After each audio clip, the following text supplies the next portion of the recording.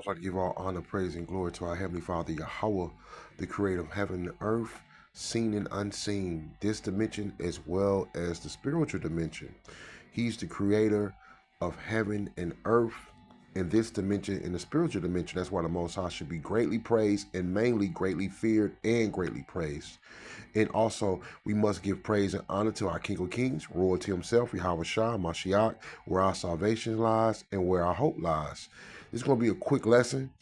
Before I go into the lesson, let's attend to the 12 tribes of the nation of Israel, which is you so-called African American, blacks, Hispanics, and Native American Indians, and our confusion of faith, Israelites. So don't get hung up in color, because Israel going to look like every nation where they were scattered. You're going to have Israelites that look like the so-called white man or the so-called China man. Israel is going to look like every nation where they were scattered. So you have to look at the spirit of a man, which comes from his father. This, it tells you that they name the house by the pedigree of their father. We read the book of Numbers. So this thing is spiritual. It's not based off of complexion, but based off the seed and the heritage of one father. To you guys say shalom, peace, blessed be unto the hopeful elect. This is going to be a quick one, and much respect to the fine father, true father, one West. This is going to be a quick lesson. The title is going to be called "All of You Non-Israelite Nations Are Going into Captivity." And you're probably wondering why.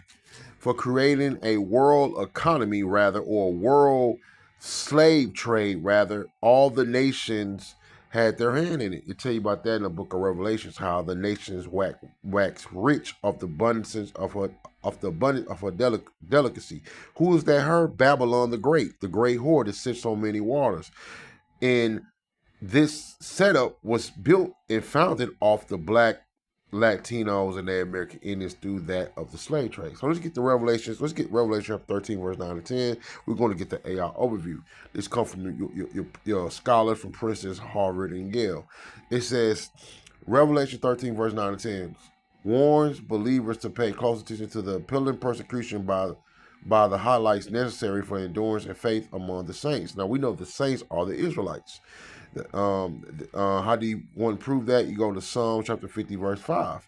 But the point I want to get to is Revelation 13, verse 9 and 10. It says, if any man have an ear, let him hear.